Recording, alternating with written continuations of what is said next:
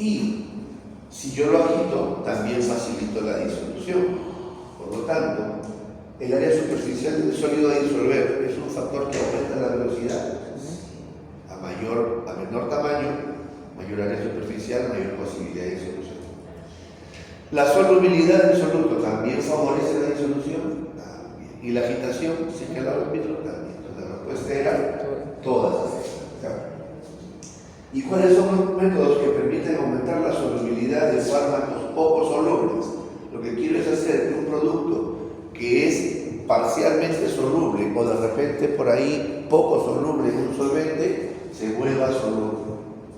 Entonces, ¿qué es lo que tengo que hacer? Por ejemplo, si yo tengo un principio activo que está en su forma de base, que normalmente no se disuelve, lo que debo de buscar es utilizar una sal de esta sustancia. ¿No? ¿Por qué? Porque al estar salificada tiene mayor afinidad por el agua, ¿cierto? Por ejemplo, más fácil es disolver, por decir,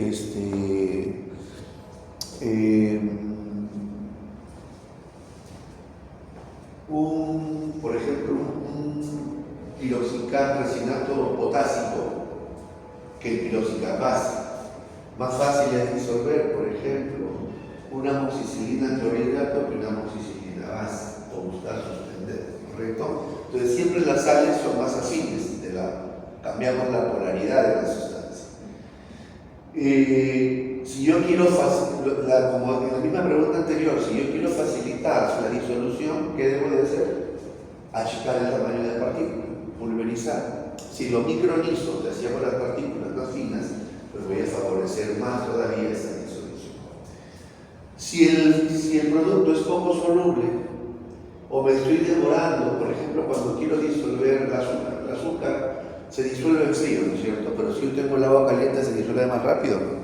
Entonces la temperatura también afecta la solubilidad, favorece, ¿no es cierto? A mayor temperatura, mayor posibilidad de solubilidad. Y el pH también. Por lo tanto, todas eran correctas. ¿Ya? Eso es un poquito para que tengan la idea de más o menos cómo han contestado y cómo les ha podido ir. ¿Ya? Muy bien. ¿Alguna pregunta respecto a esto?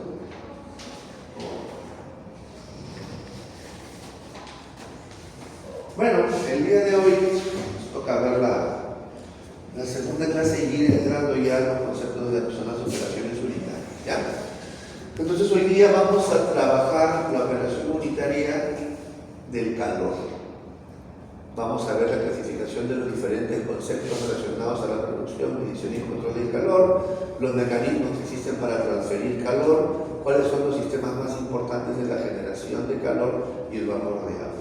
En la industria farmacéutica se emplean diferentes sistemas que nos permiten hacer una producción de medicamentos, de productos farmacéuticos, de dispositivos médicos más viable. A este tipo de sistemas se les conoce, inclusive la normatividad los reconoce como sistemas de soporte crítico. ¿Por qué son sistemas? Porque son un conjunto de elementos que se requieren para poder realizar la operación específica de cada uno. ¿Cuántos sistemas se conocen? En la industria farmacéutica varios, uno de ellos es el calor. ¿Por qué le decimos que son de soporte? Porque sin la implementación y la ayuda de estos sistemas, muchas veces la producción de medicamentos, de productos farmacéuticos, dispositivos médicos, no podría llevarse a cabo. ¿Por qué? Justamente por una de las preguntas que acabamos de responder. Porque a veces necesitamos agilizar algunos procesos de fabricación, como por ejemplo la solubilidad, la solución, la disolución del producto. Y si para ello uno de los factores que hemos visto que lo favorece es la temperatura, entonces yo tengo que buscar la forma de diseñar un sistema que me permite hacer que a cada una de las áreas de fabricación llegue calor o llegue algún elemento que nos permita generar calor. ¿Cuál es el elemento o cuál es el producto o el insumo que nos ayuda a generar calor? ¿Cuál?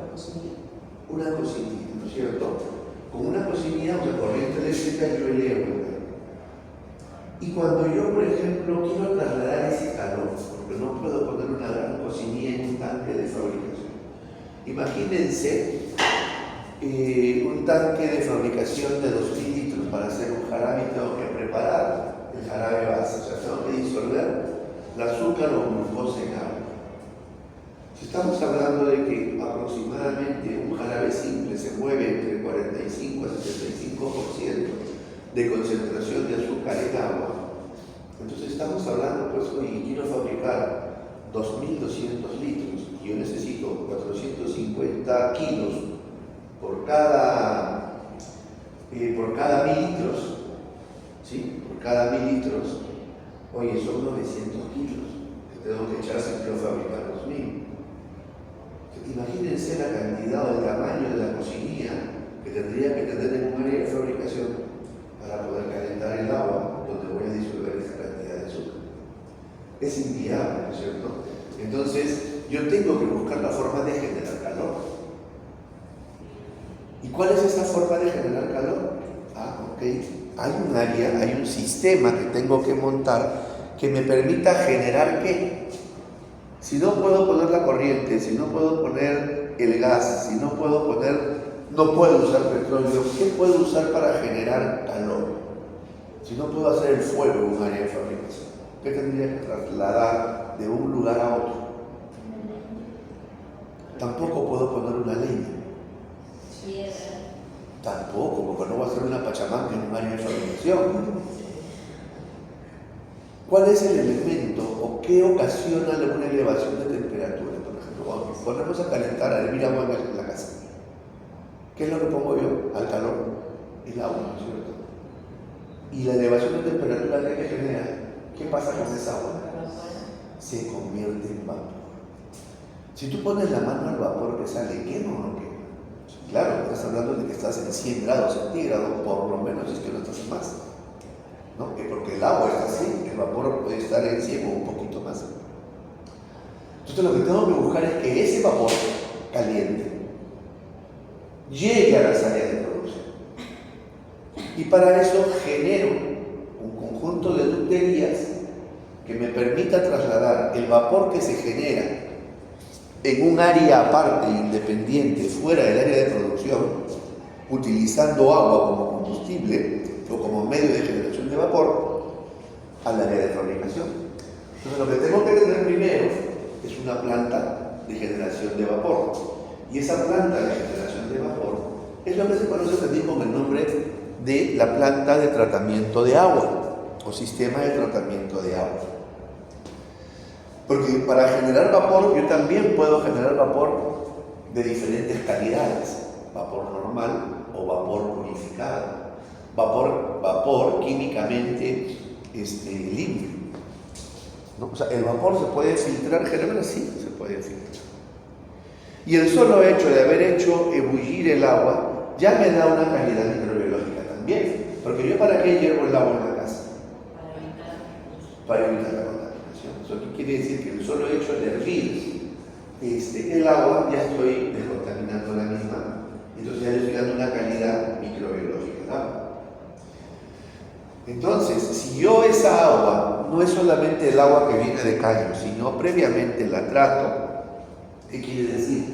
Le quito su dureza, le quito la alcalinidad, o sea, lo llevo a un pH neutro, le quito los minerales o las sales que puedan estar disueltas, o sea, hago un proceso de deionización, luego el ablandamiento.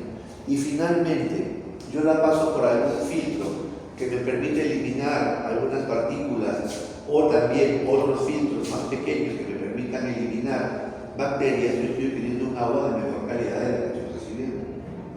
Y si yo esa agua la convierto en vapor, el vapor también va a tener una mejor calidad microbiológica y físico-química. Y con eso genero vapor. Entonces el vapor también va a ser de una mejor calidad. Entonces, en ese sentido, ya estamos identificando hasta dos sistemas que se usan en la industria farmacéutica, ¿no? La generación del sistema de generación de vapor, la planta de tratamiento de agua.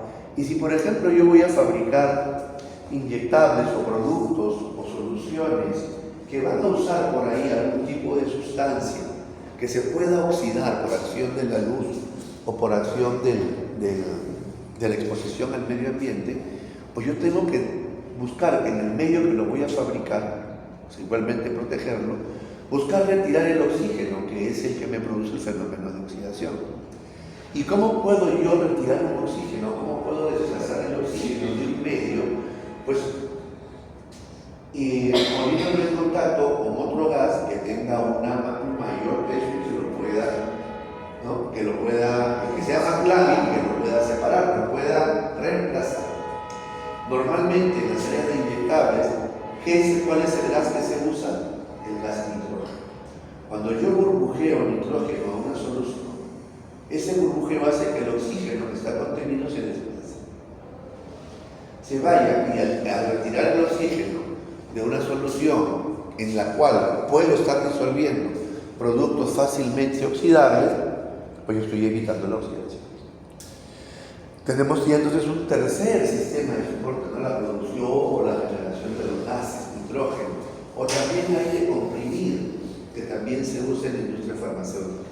Entonces, por eso es que llevan el nombre de sistemas de soporte, y son críticos porque también requieren tratamiento. Entonces, esos son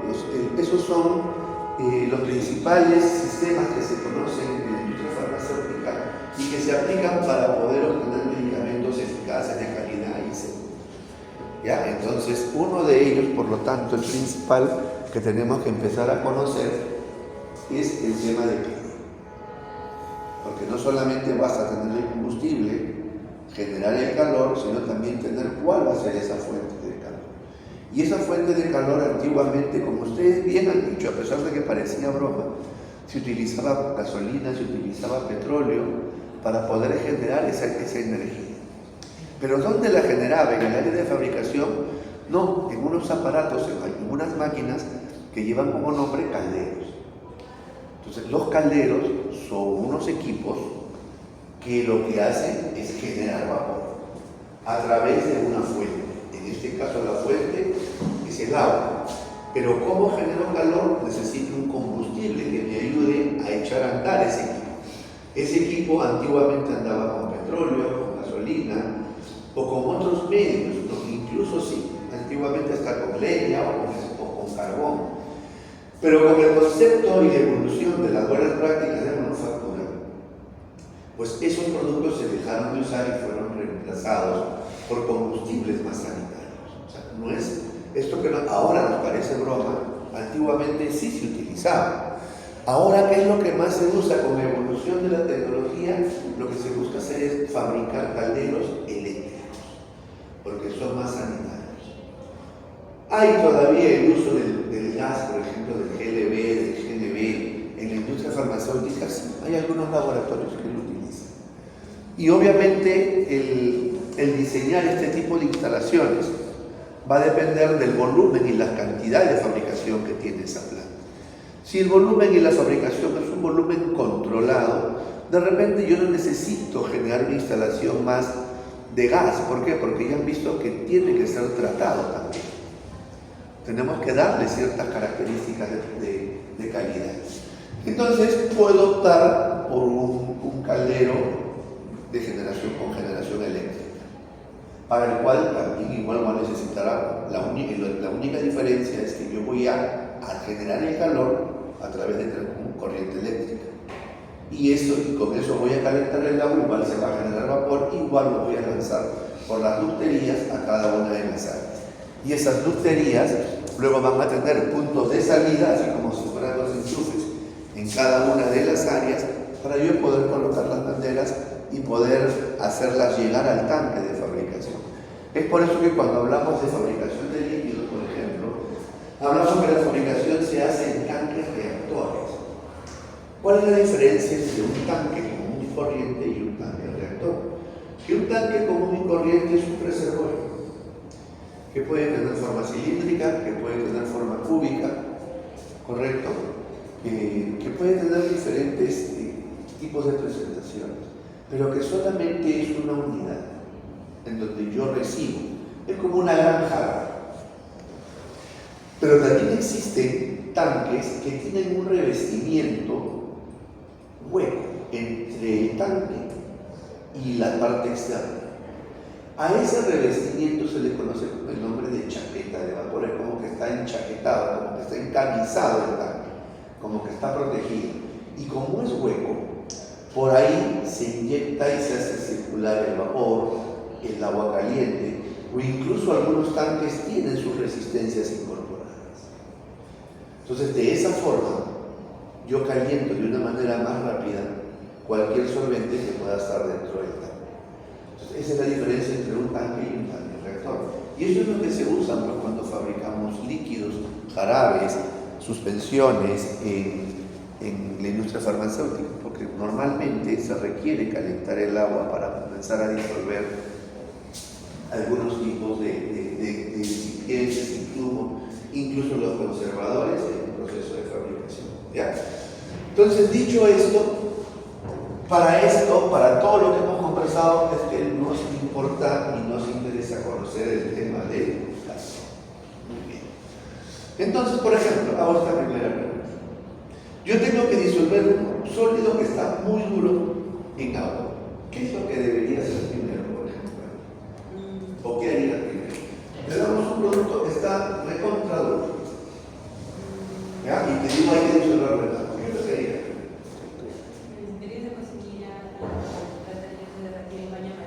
Por ejemplo, buscaría someterlo a baño María, pero ya solo o con el agua ahí.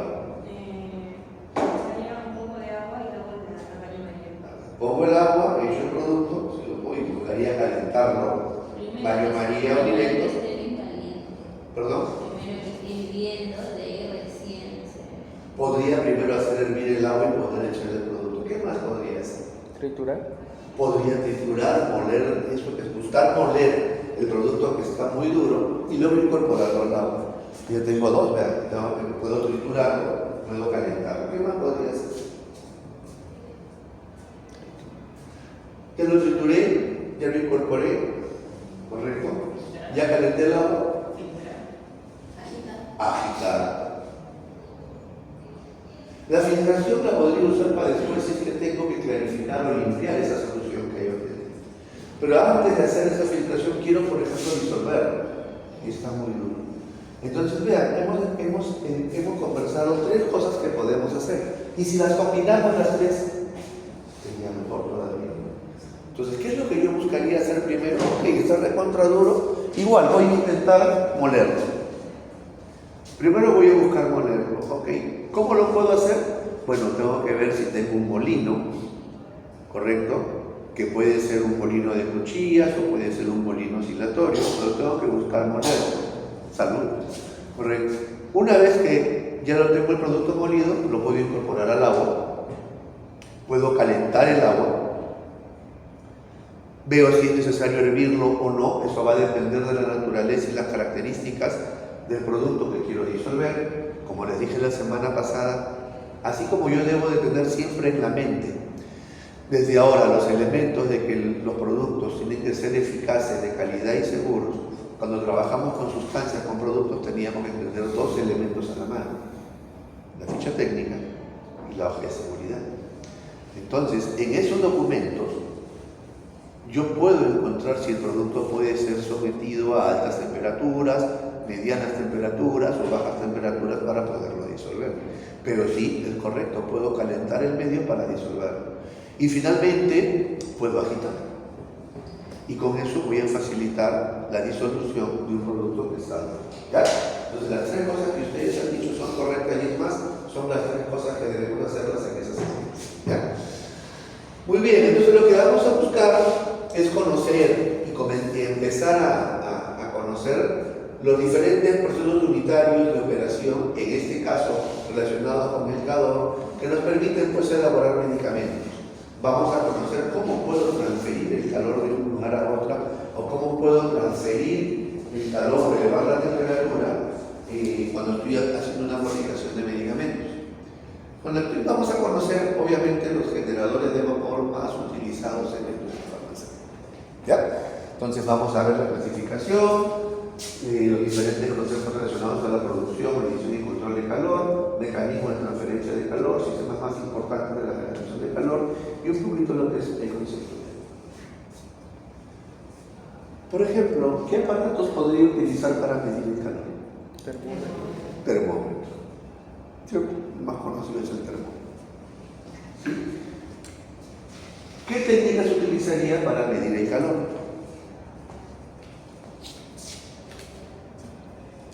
Me han dicho el termómetro. ¿Qué técnicas utilizaría respecto al termómetro? ¿No es cierto? Sí. Ahora, pero si estoy fabricando 2000 litros y estoy calentando 2000 litros de agua, ¿podría utilizar el termómetro?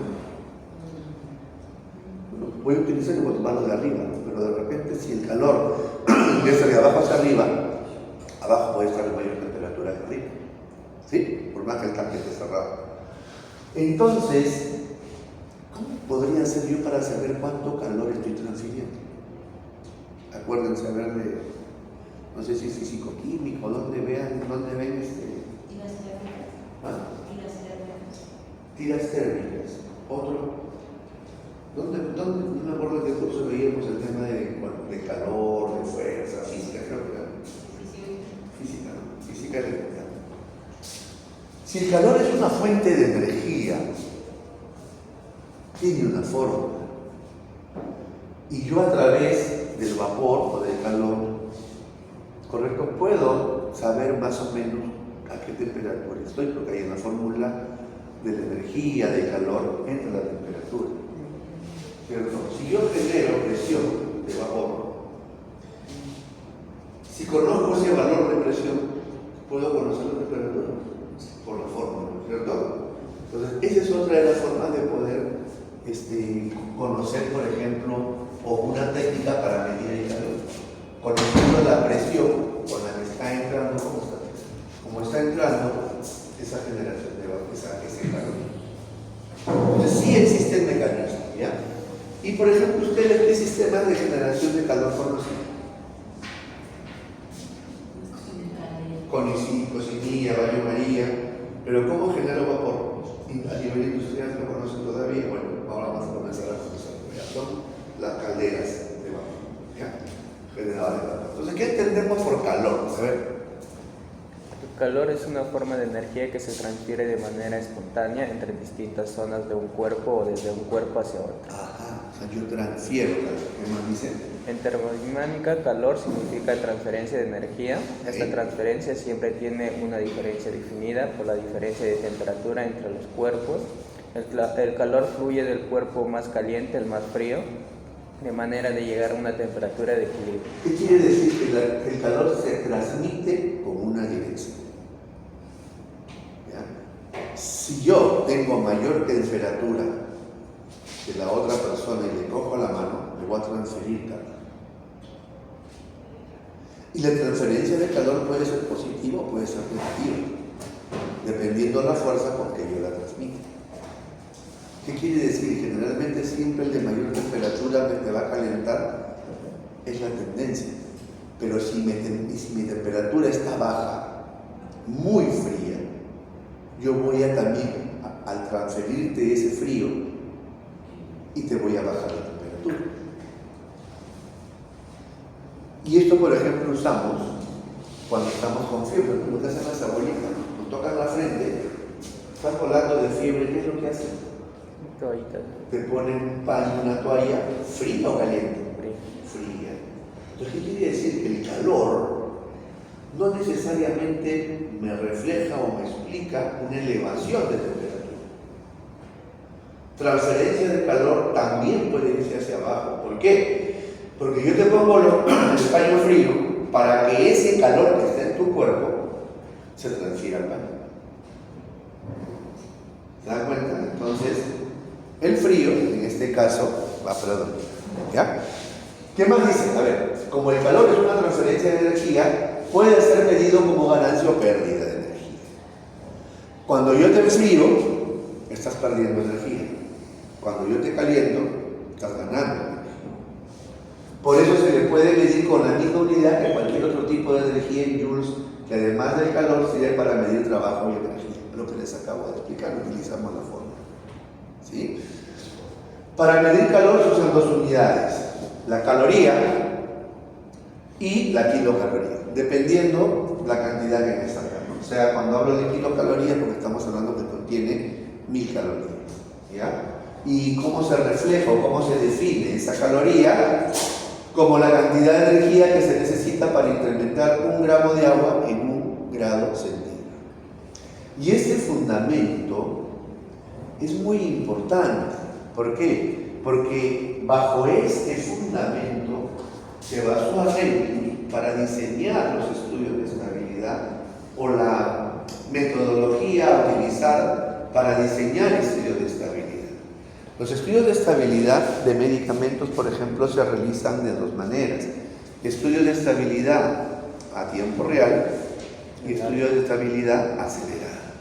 El de tiempo real es cuando yo pongo el producto por un determinado tiempo y lo evalúo en ese periodo de tiempo a las condiciones de ambiente naturales en las que se va a encontrar.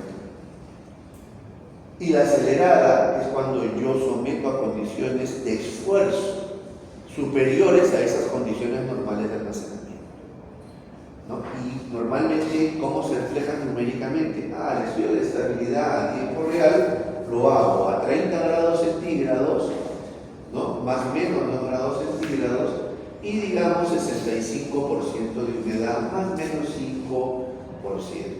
Bueno, en Lima estamos por encima del 90% de humedad, pero en un ambiente de conservación de medicamentos deberíamos trabajar entre 65 y 75% de humedad. Y los estudios de estabilidad acelerado, ¿cómo hacen? No, ya no trabajo en 30, trabajo en 40 grados. Solo hago un sobreesfuerzo, lo someto a una mayor temperatura. Y la humedad también le elevo, 75%. Entonces, ¿qué estoy haciendo? Estoy dando de condiciones forzadas de almacenamiento como para intentar deteriorar el producto y saber si soportan esas características. Pero han habido un incremento de 10 grados de temperatura y eso está basado en ello, ¿no? Porque Arrhenius dice que por cada incremento de 10 grados de temperatura en un determinado ambiente, eso me equivale a pronosticar en el tiempo aproximadamente 36 meses qué es lo que puede suceder. Entonces está basado en esto, en la generación de transferencia de calor. Y lo acelera. Por eso es importante estos conceptos, ¿ya? Muy bien, calor y temperatura son dos cosas distintas, aunque están relacionadas entre sí. Calor es la transferencia de energía. La temperatura simplemente es la medición, es la magnitud física con la cual voy a ver en qué estado térmico y de energía cinética se encuentran las moléculas a las cuales le he transferido calor.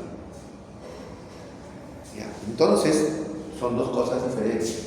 Calor es energía y temperatura es una magnitud con la cual voy a medir y puedo medir el calor. La temperatura dentro del Sistema Internacional de Unidades se puede medir en 3 escalas diferentes, ya lo sabemos: Kelvin, Celsius y Fahrenheit. La que más utilizamos nosotros, ¿cuál es? La Celsius, ¿cierto? Los grados centígrados. ¿Ya? Entonces, esto no se olvide: calor es energía y la temperatura es la magnitud física que mide el estado térmico de un cuerpo y de la energía cinética de las moléculas que lo componen por la transferencia de calor. ¿Ya? Muy bien, la transferencia de calor se basa en una ley, que es la ley de conservación de energía, en donde nos dice, eso nos decía Einstein, ¿no? La energía no puede ser creada ni destruida, solo se transforma, ¿no? La clásica, ¿no? Creo que hasta Newton dijo eso, yo también se había adelantado un poquito a Einstein, ¿no? Pero es verdad, la energía no se crea ni se destruye, solo se transforma. Por ejemplo, yo tengo el hielo. El hielo es agua, pero el agua tiene una composición química. Está compuesta por 2 moléculas, hidrógeno y oxígeno. 2 moléculas de hidrógeno, una de oxígeno. Y estas moléculas tienen cargas positivas y negativas que se pueden atraer. Y cuando se atraen, no es que estén pegadas, sino que están luchando por separarse, por atraerse, ¿no? Es lo que se llama el juego de la energía cinética. Entonces, estas cargas reflejadas entre protones y electrones están en movimiento. pero están en movimiento y están generando una fuerza de atracción y separación y repelación constante. Y eso es lo que se conoce con el nombre de energía cinética. Y esa fuerza de atracción es la que me va a dar el estado de la materia. Entonces, si yo veo que se están atrayendo más, se están uniendo más, pues la forma o el estado que va a tener es una forma compacta. Es una forma a la que nosotros le llamamos líquida. Pero si a esa interacción que está sucediendo en ese momento yo le inyecto calor, pues lo que voy a hacer es que esas fuerzas se vayan separando, ¿cierto? Se van a ir separando. Y en la medida que se van alejando, el estado de esa materia, si el estar juntas hacía que esté duro, que esté sólido, conforme se vayan separando, va a hacer que esa solidez se vaya perdiendo. Y si estamos hablando del H2O, del agua, pues ese hielo se va a comenzar a licuar. Y eso lo hemos visto seguramente en este verano, todos en nuestras casas, porque este verano hemos llegado a temperaturas, cuando pasaba por la clínica, hasta de 36 grados. Y no parecía, pero hemos estado a 36 grados. ¿Y qué sucedía cuando comprábamos un helado?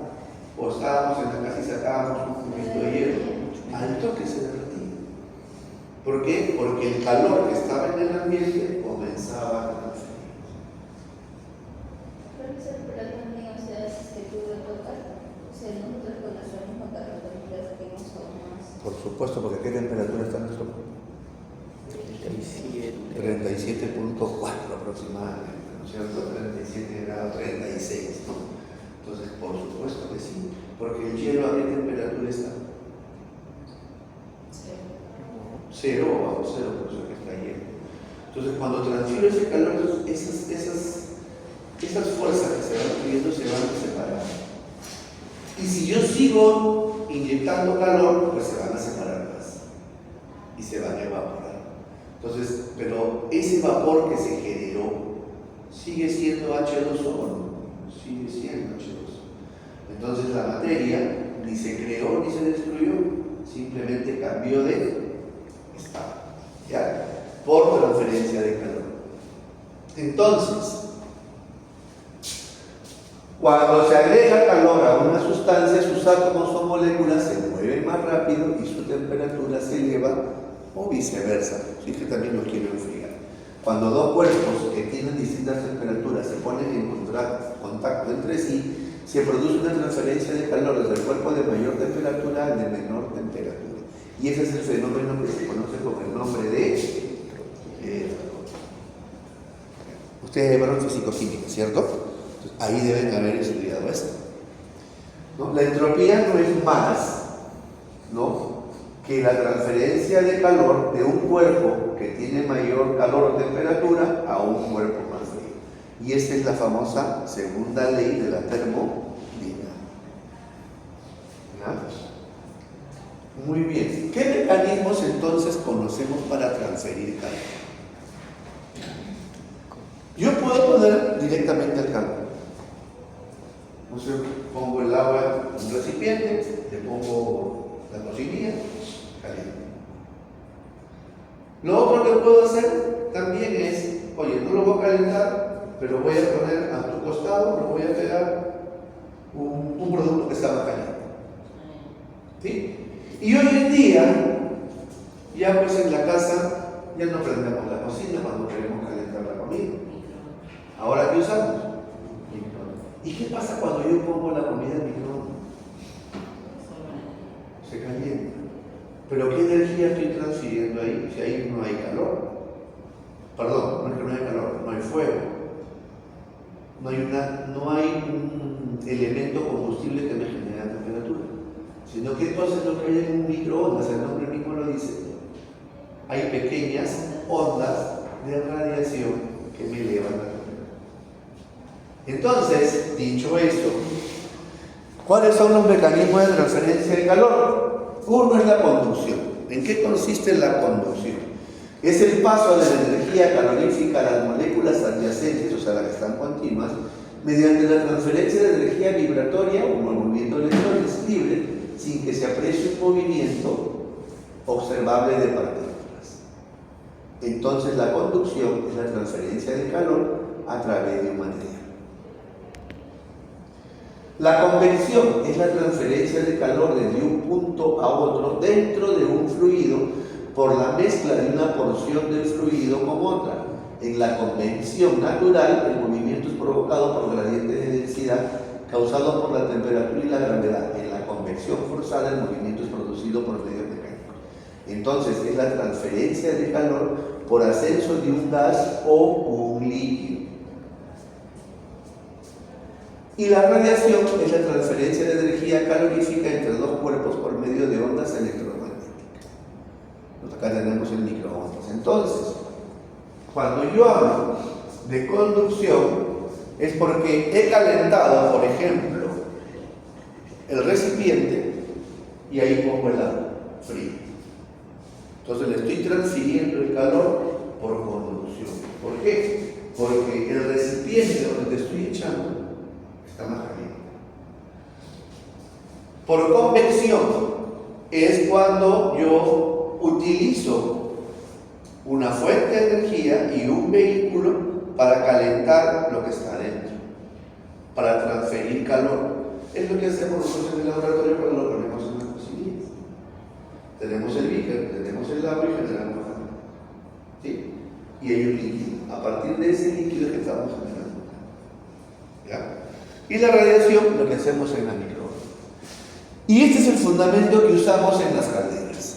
¿Qué cosa es una caldera? Es un recipiente metálico cerrado, como el que ven en la foto, destinado a producir vapor o calentar agua. Yo lo definiría que produzco calor a través del calentamiento del agua, a través de la ebullición del agua, mediante una acción de calor a una temperatura superior a la del ambiente y una presión mayor que la atmosférica.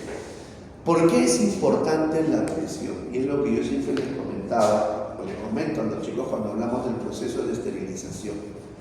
Siempre cuando hablamos de esterilizar en autoclave, por ejemplo, decimos hay que trabajar a 121 grados y alcanzar esa temperatura, déjalo por 15, 20 o 30 minutos, dependiendo del material que vayas a esterilizar.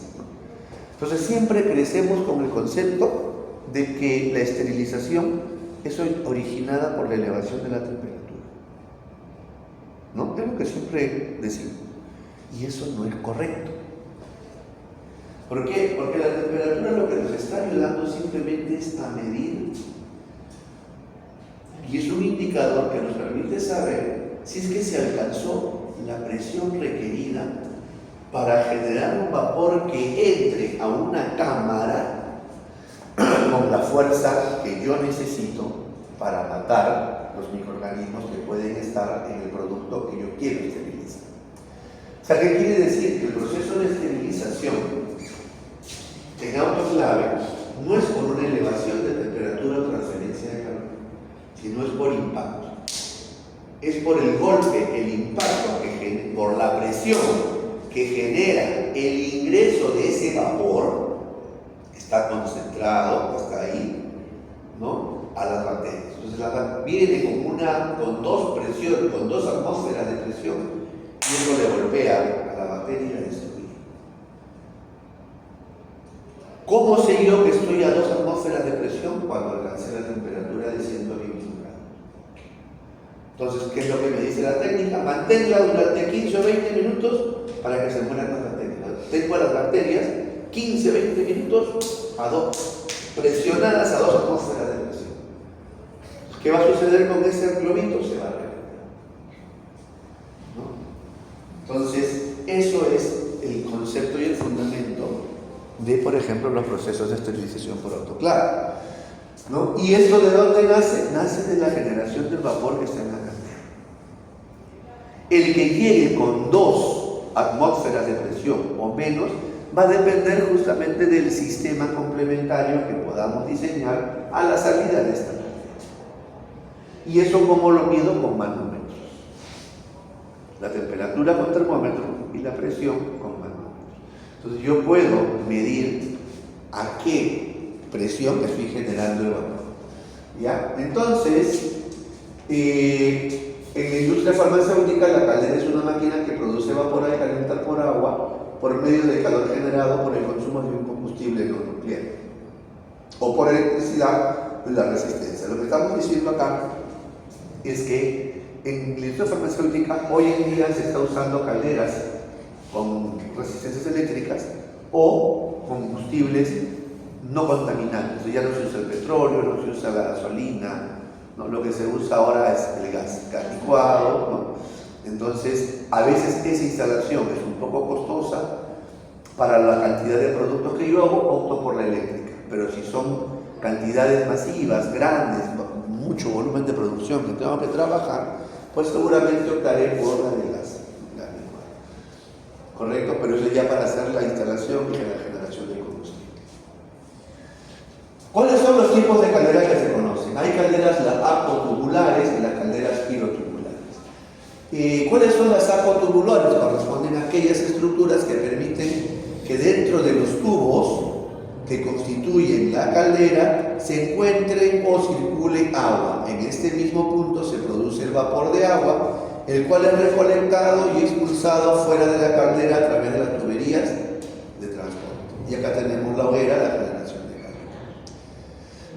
Y los pirotubulares, ¿no?, corresponde a aquellos en los que el calor fluye dentro de los tubos y el agua se encuentra alrededor de ellos.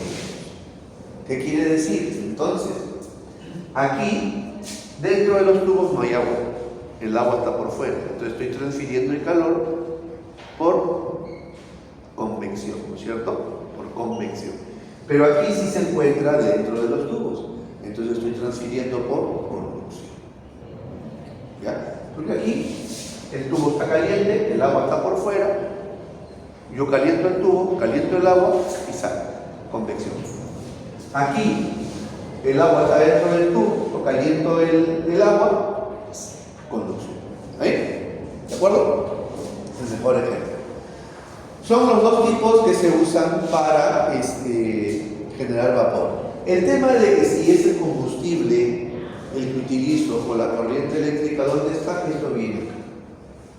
Yo puedo calentar, generar el calor, ¿correcto?, el agua, por corriente eléctrica o por combustible. ¿Ya?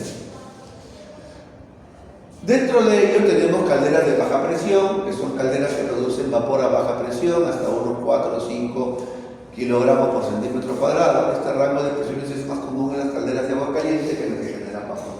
Calderas a media presión producen vapor aproximadamente hasta 20 kilos por centímetro cuadrado. Generalmente el vapor es saturado y son utilizadas en la industria general.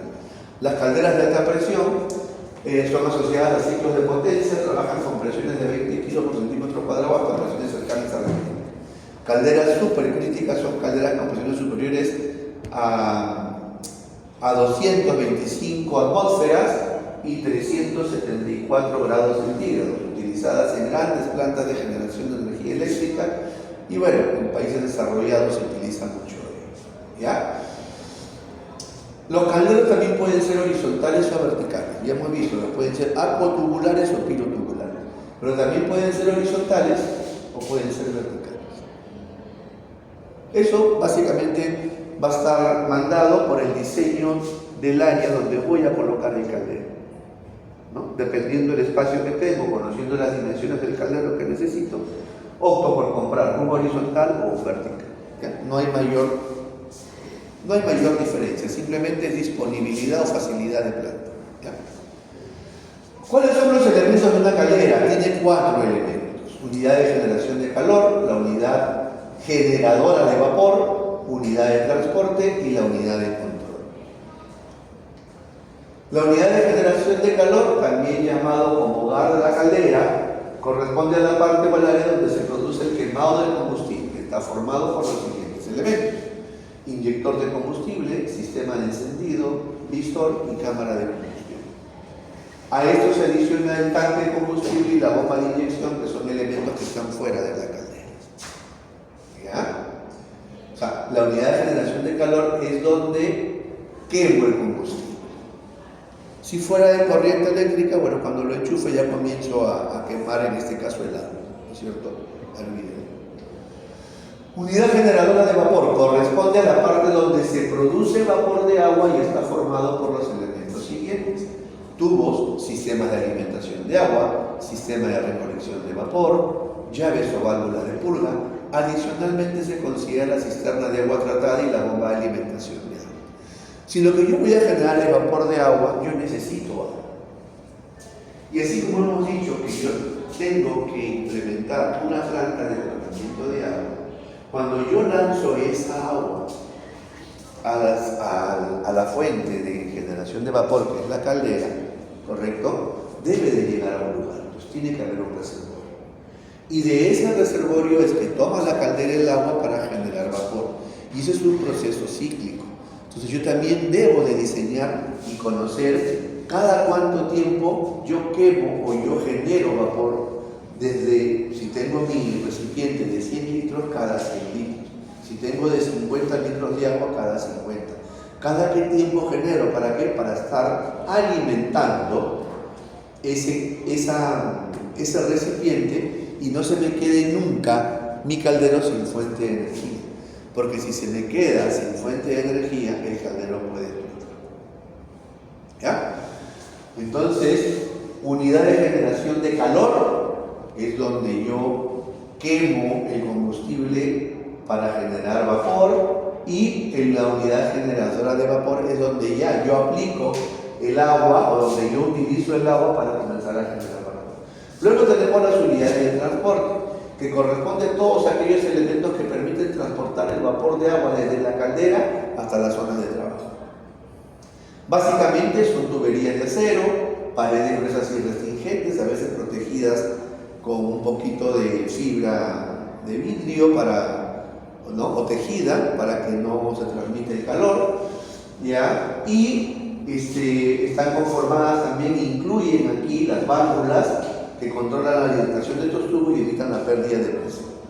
Igualmente se considera al llamado sistema de retorno, es decir, un conjunto de tuberías que recolectan el vapor de agua no utilizado o los condensados para que retornen a la caldera. Toda esa parte de recirculación son consideradas los medios o unidades de transporte de la caldera. Y luego tenemos las unidades de control, que corresponde a todos los elementos de medición, de precisión, que permiten controlar cada una de las unidades de las calderas. ¿Cuáles son estos elementos? Control de quemado automático de los niveles de agua y alimentación de agua, el visor del nivel de agua, los manómetros de presión, los controles automáticos de presiones máximas y mínimas, las válvulas de seguridad y el tablero de control de mando, que ahora también los calderos ya vienen bajo los modelos electrónicos.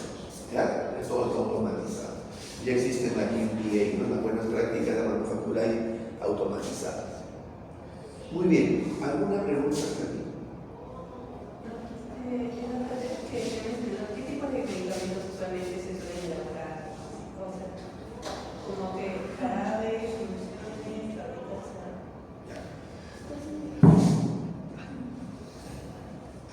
Tu pregunta dice, ¿con qué tipo de medicamentos yo fabrico esto? O sea, ¿para qué se usa el caldero? Los calderos en la industria farmacéutica se usan generalmente para generar vapor de agua. ¿Para qué genero vapor de agua? Para calentar. Procesos de fabricación. ¿Y cuáles son esos procesos de fabricación que yo puedo o requiero utilizar agua caliente, por ejemplo?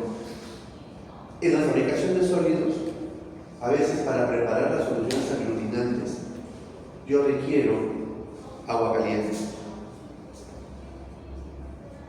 O requiero, como bien dijiste tú al inicio, poner una especie de baño María para hacer, por ejemplo, un embudo de arriba, si es que lo uso como solución aglutinante.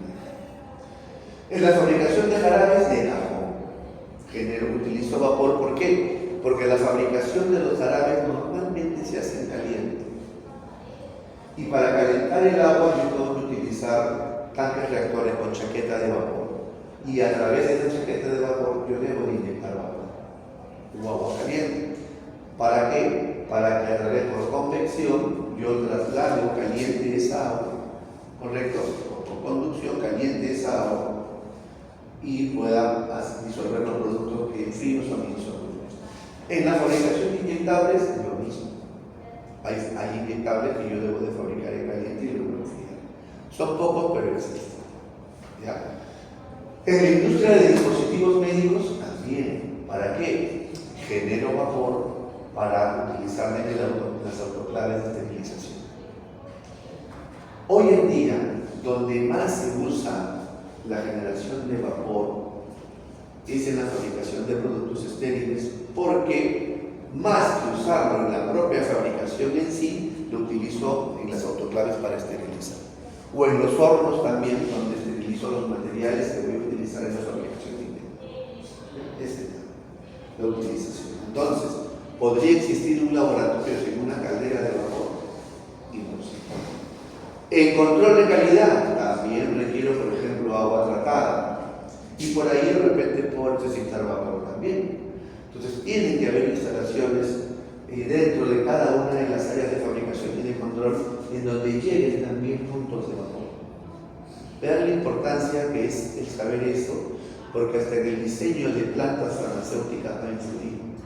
Si esto fuera a futuro una fabricación, un área de fabricación, por ejemplo, de un líquido, debería de haber un punto de suministro de vapor.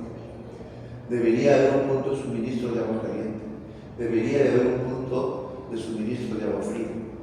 Incluso de agua helada. Entonces, ahí, por ejemplo, si yo quiero tener agua fría, ya no necesitaría un caldero, sino, por ejemplo, un chiller. ¿No? O sea, un tipo de aire acondicionado, si se han visto esos enfriadores que se llaman chiller, ¿correcto? Para poder enfriar y tratar el agua. El fundamento es el mismo, que no es la cadena inversa. En vez de transferir energía, estoy quitando energía. O sea, el fundamento del aire acondicionado, del carro, es el inverso al que estamos viendo ahorita. Pero el mecanismo es el mismo. Transferencia, ¿no? Puede ser por convección, conducción, o también, bueno, no sé si hay también creo para radiación para enfriar, ¿no?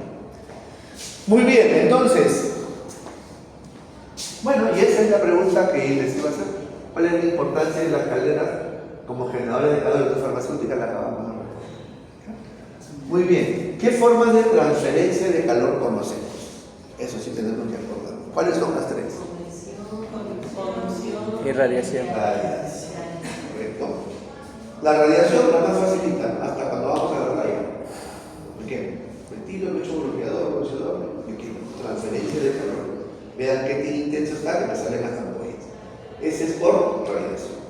Yo, por ejemplo, prendo la cocinilla, pongo el níquel, pongo agua y quiero calentar. ¿Conducción o convección? Conducción. Y si yo, por ejemplo, caliento el agua por fuera, caliento un tubo, ese tubo me transfiere calor al agua y con esa agua yo genero vapor, estoy haciendo convección. ¿Sí? Muy bien, bueno, esta es una relación de 5 equipos que se emplean en la industria farmacéutica. Ok, hicieron su primer trabajo, su primer foro, ¿sí? Ahora lo voy a revisar porque no lo había, ayer no lo había visto todavía. Bueno, hoy tenemos la segunda, ¿ya? Igual tienen ustedes el libro ya colgado en el portal, van a leer la página del 27 al 37 y van a realizar su foro, van a hacer su interpretación de la lectura y van a hacer sus réplicas a los compañeros, ¿ya? Esa es la segunda que van a hacer. Acá está la página, la leen, interpretan y compiten, ¿ya? Muy bien, ¿alguna pregunta hasta aquí?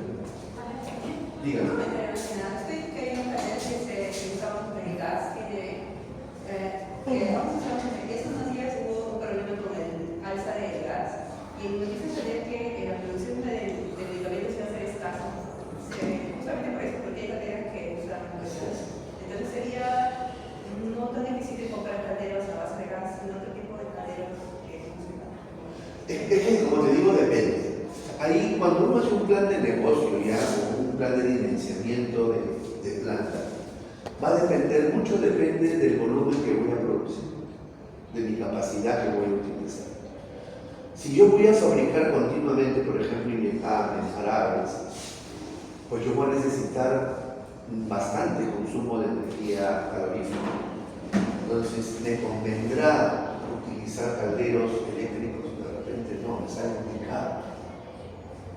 Entonces, no me queda otra que diseñar a gas. Y lo que sí, bueno, tenemos que tener siempre planes de contingencia en los laboratorios para poder suplir estas eventualidades, ¿no? Hoy en día, a nivel mundial, el tema del gas se solucionó, pero los grifos no bajan de precio. ¿Por qué? Porque parte de nuestra cultura económica subdesarrollada es que especulamos mucho. Somos muy especuladores. Ya no tiene sentido que la gasolina esté 25 soles en el grifo. Si ya no hay problema del gas. ¿Por qué no baja? No, porque ya nos han tenido 15 días así y ya está. Era necesario que aquí en el Perú suceda esto. Si me preguntan mi opinión personal, porque nosotros no dependemos ni del gas de Irak ni del gas de Brasil. Y nosotros, este problema que tuvimos en la selva,